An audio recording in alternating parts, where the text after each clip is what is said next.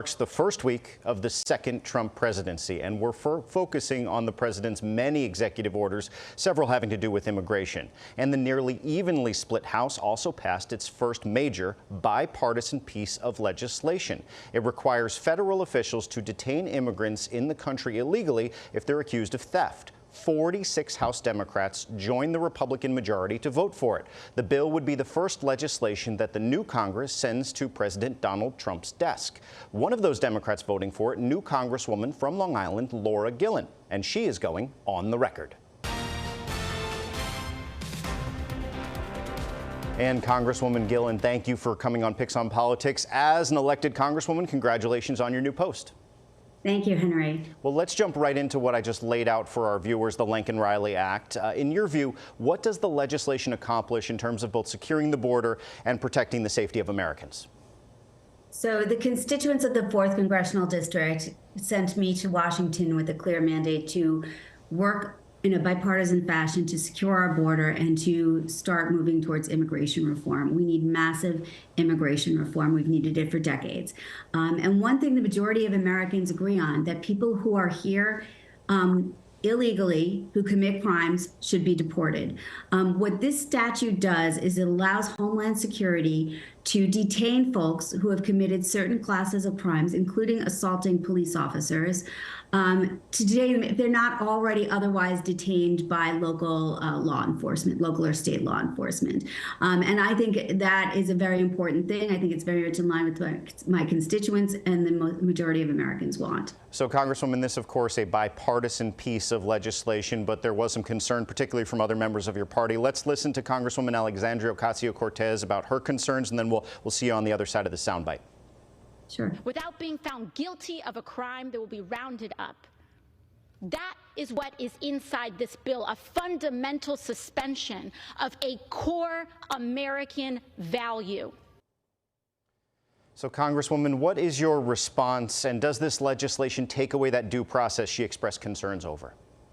Well, if you are arrested for a crime, you can be detained. So what this enables Homeland Security to do is to detain people who are committing crimes.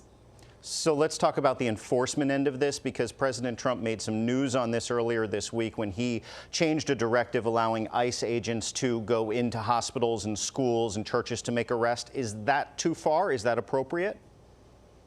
Look, I have some concerns that I know the Catholic diocese in my district has spoken out. They're concerned about the chilling effect it will have on worship if people are afraid to come to church because they might be detained there at church. So there are some concerns that I have also about schools.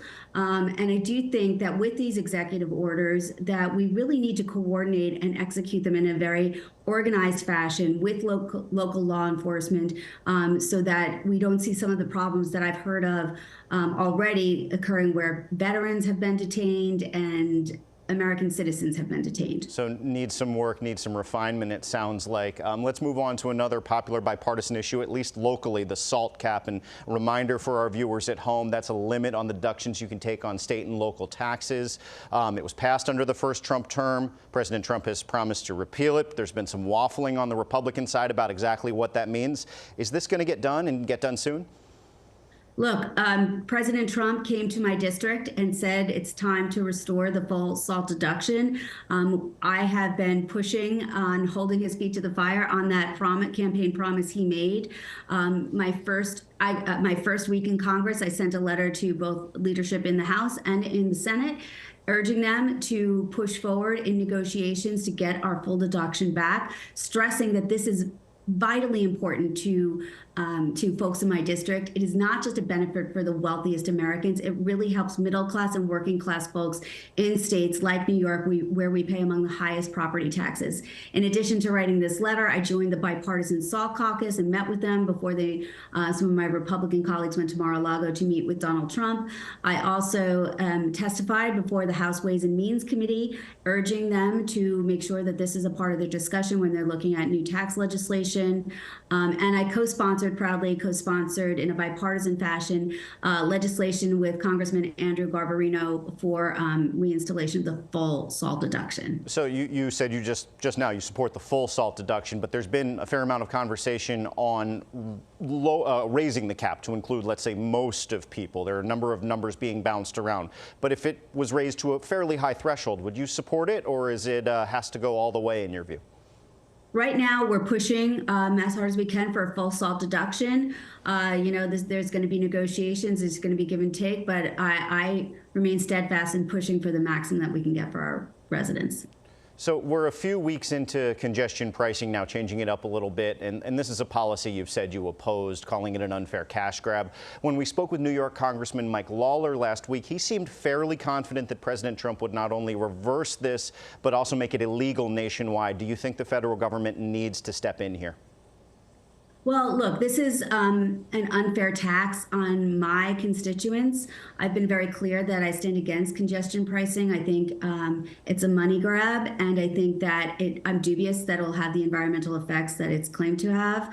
And so I think it should be addressed at the state level, but since that's not happening, I think that we'll see what happens. President Trump seems very intent to do this, so we'll see. If the federal government does intervene, does then the federal government owe the MTA, specifically Long Islanders and those in the Hudson Valley, also some money here? Because the benefit, of course, is that congestion pricing does raise money for your many constituents that go to work on the LIRR or then use the subway. So is this some sort of package of pulling this back and giving the MTA money? Is that how it should go down? Well, look, the MTA certainly needs to be funded. We need to improve our rail service in this metro area.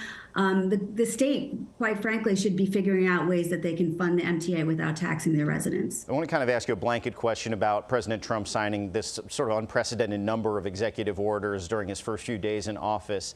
Any that you like, any that you're ardently against? I wanted to give you a platform to kind of express opinions on this sort of news of the day that's happening day by day. Yes, well, there's so many of them, but just first of all, I stand with law enforcement, and I was disappointed that the executive order pardoned people who physically attacked, beat, tased, and killed a Capitol Police officer. That's really disturbing to me, and I think it's a very dangerous precedent that you can hurt our law enforcement officers and then be pardoned. I think that's a very bad slippery slope that we don't want to go down. And I feel it's a slap in the face to these good men and women who just came to work that day and just were trying to do their job, not politically, just there to do their job, and suffered horrible consequences of going to work on January 6th that day. In terms of an executive order, I do agree with the designation of the Houthis as a terrorist organization.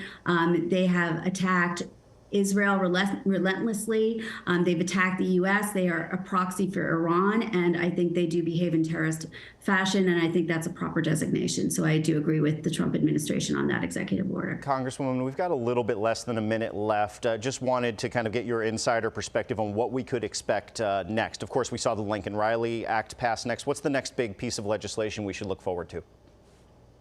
So, big piece of legislation, of course, is what the tax bill is going to look like. We'll see how that starts to shape up over the next couple of weeks. We're already looking to reconciliation to see how, the administration's tax policy will be, come part of that bill. That's probably the biggest thing. We also have coming down the pike highway legislation, and in the short term, we'll see. We'll see what Mike Johnson wants to put up on the table. Congresswoman Gillen, thank you very much for coming to Picks on Politics. Don't be a stranger. We're happy to have you back. We'll have Dan